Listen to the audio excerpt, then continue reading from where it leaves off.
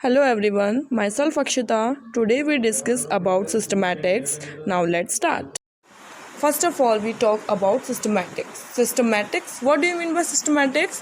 Systematics is a study of living organism which is related to taxonomy, nomenclature and classification. So, systematics term was given by Carolus Linnaeus in his book Systema Naturae.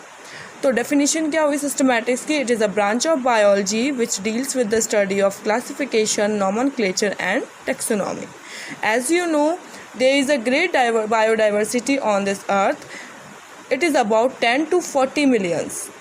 और 10 to 40 million में से 1.7 million species को describe किया गया है, उनकी groupism की गई है और उनके अंदर ऑर्गेनिज्म को क्लासीफाई किया गया है.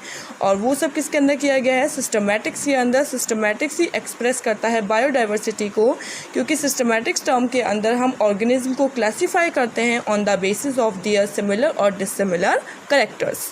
So taxonomy is a branch in which classify organism on the basis of similar or dissimilar characters और evolutionary relationship.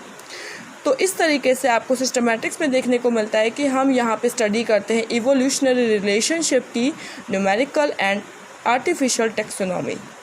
सबसे पहला भी आपने देखा था कि सिस्टमैटिक्स के अंदर हम क्या पढ़ते हैं? क्लासिफिकेशन, टेक्सोनॉमी और नॉमेनक्लेचर की स्टडी करते हैं और क्लासीफाई करते हैं ऑर्गेनिज्म को on the basis of similar और डिसिमिलर करेक्टर्स.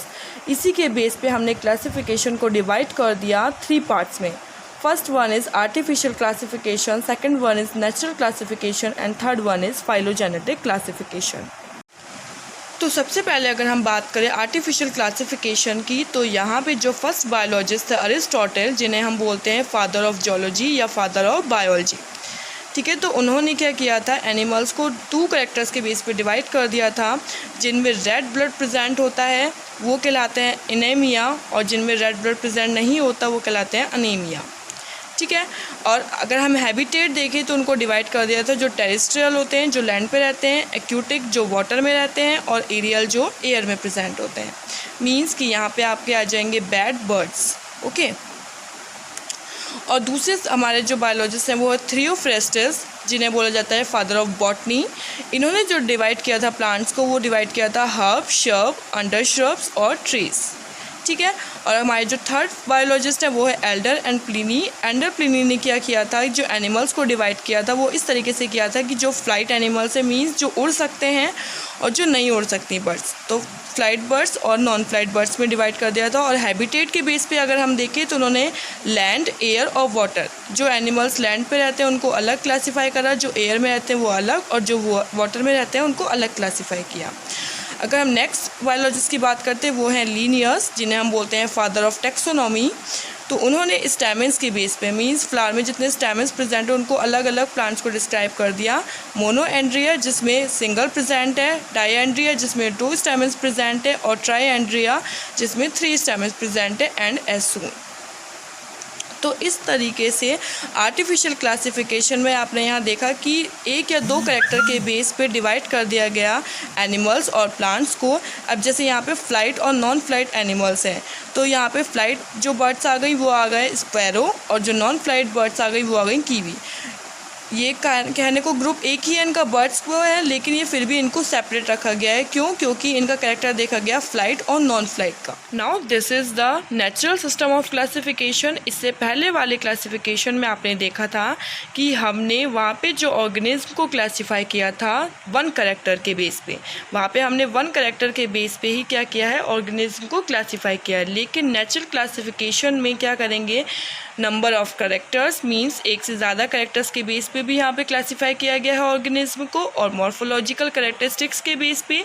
हाँ, लेकिन यहाँ पे हैबिट और हैबिटेट के बेस पे ऑर्गेनिज्म को क्लासीफाई नहीं किया गया है. यहाँ पे हम हैबिट और हैबिटेट करेक्टर्स नहीं लेंगे और नेचुरल रिलेशनशिप देखेंगे. मतलब सिमिलरिटीज़ और डिससिमिलरिटीज़ के बेस पे भी यहाँ क्लासीफाई किया गया है ऑर्गेनिज्म को. यहाँ पे आपको और देखने को मिलेगी होमोलॉगी, जेनेटिक्स, इवोल्यूशन. मतलब इन सब करेक्टर्स के बेस पे इस क्लासिफिकेशन को डिस्क्राइब किया गया है. यहाँ पे एक एग्जाम्पल है बेंथम हुकर का, जिन्होंने सीड बियरिंग प्लांट्स को 3 पार्ट्स में डिवाइड किया था. First one is monocot, second one is dicot and third one is gymnosperm. Monocots are primitive to dicots और इसकी एडवांस फैमिली अगर हम देखें तो वो है ऑर्किड फैमिली, और डाइकोट की एडवांस फैमिली है सनफ्लावर फैमिली। लेकिन हाँ, यहाँ पे एक ड्रॉबैक है, वो है जिम्नोस्पर्म, क्योंकि जिम्नोस्पर्म क्या होते हैं, नेकेड सीड होते हैं, मीन्स यहाँ पे फ्रूट बेयर नहीं होता है, यानी कि फ्रूट प्रोड्यूस नहीं होता है, लेकिन मोनोकोट और डाइकोट में फ्रूट बियर होता है। इस वजह से आप यहाँ पे देखोगे कि दो तो रिलेटेड फैमिली है, लेकिन तीसरी जो है वो अनरिलेटेड फैमिली है, लेकिन इन तीनों को एक जगह कैप्ट किया गया है, ठीक है ना। तो यहाँ पे इसका एक ड्रॉबैक है कि यहाँ पे एक डिससिमिलरिटीज़ को लिया गया है, जिसमें नेकेड सीड होते हैं जिम्नोस्पर्म, और दो रिलेटेड फैमिली के साथ उसको डिस्क्राइब किया गया है। Now this is the phylogenetic system of classification. इस क्लासिफिकेशन को किस बेस पे डिवाइड किया गया है, इवोल्यूशनरी रिकॉर्ड के बेस पे और फॉसिल रिकॉर्ड के बेस पे। तो जो चार्ल्स डार्विन साइंटिस्ट हैं, उन्हें इवोल्यूशन का फादर माना जाता है। उन्होंने अपनी book origin of species and struggle of life में इसको डिस्क्राइब किया है। इस क्लासिफिकेशन को जो दिया था सबसे पहले वो दिया था एंगलर और प्रेंटेल ने। उन्होंने इस बेस पे डिवाइड किया फ्लावरिंग प्लांट्स को। First one is unisexual and second one is bisexual. Unisexual means कि जिनमें मेल या फीमेल में से केवल एक रिप्रोडक्टिव ऑर्गन प्रेजेंट होता है, और यूनिसेक्सुअल में और दूसरा कैरेक्टर देखा एनिमोफिलस, मीन्स जब पॉलिनेशन की प्रोसेस एयर के थ्रू होती है, ठीक है। और दूसरा डिवाइड किया उन्होंने बाइसेक्सुअल कैटेगरी को। बाइसेक्सुअल मीन्स कि जिसमें मेल और फीमेल दोनों कैरेक्टर प्रेजेंट होते हैं, और एंटीमोफिलस फ्लावर मीन्स वैसे फ्लावर जिनमें पॉलिनेशन की प्रोसेस इंसेक्ट के थ्रू होती है। तो यहाँ पे जो यूनिसेक्सुअल कैरेक्टर लिया वो क्या था, प्रिमिटिव कैरेक्टर था, क्योंकि यहाँ पे जो पॉलिनेटेड फ्लावर हो रहे हैं वो एयर के थ्रू हो रहे हैं, और एंटीमोफिलस फ्लावर जो होते हैं वो एडवांस कैरेक्टर लिया यहाँ पे। तो इस बेस पे इन्होंने डिवाइड किया गया था प्रिमिटिव और एडवांस को, कि मीन्स एनिमोफिलस फ्लावर के बीच में और एंटीमोफिलस फ्लावर के बीच में। और उन्हें बोला कि जो मोनोकोट हैं वो प्रिमिटिव होते हैं और डाइकोट क्या है, एडवांस। मोनोकोट की फैमिली अभी आपने पढ़ी थी, ऑर्किड फैमिली है एडवांस, और डाइकोट की एडवांस फैमिली है सनफ्लावर। लेकिन यहाँ पे एक ड्रॉबैक ये है कि उन्होंने बोला कि एंजियोस्पर्म्स जो हैं वो मोनोफाइटिक हैं ओरिजिन में, लेकिन ये गलत है। अगर हम दूसरे साइंटिस्ट की बात करें तो वो है हचिसन। उन्होंने जब डिस्क्राइब किया इसको तो यहाँ पे दो ओपिनियन बन गई, एक बॉटनिस्ट की, एक जोलॉजिस्ट की। जोलॉजिस्ट से जो उन्होंने ये बोला कि इस सिस्टम को हम इस तरीके से डिवाइड कर सकते हैं कि अगर स्ट्रक्चर सिमिलरिटी आ रही है ऑर्गेनिज्म में तो है इवोल्यूशनरी क्लोज हो सकते हैं। लेकिन बॉटनिस्ट ने बोला कि ऐसा कुछ नहीं है, ऐसा नहीं हो सकता कि जीनस को हम डिवाइड तभी कर सकते हैं और वो तभी इवोल्यूशनरी क्लोज हो सकते हैं जब वो प्रिमिटिव और एडवांस कैरेक्टर दोनों के कैरेक्टर को कंपैरिजन किया जाए, तब हम बोल सकते हैं कि हाँ इवोल्यूशनरी वो क्लोज्ड है। तो ये थे हमारे तीनों क्लासिफिकेशन। नेक्स्ट वीडियो में हम देखेंगे कि टैक्सोनॉमी टर्म क्या है। Thanks for watching. If you like my video please subscribe my channel.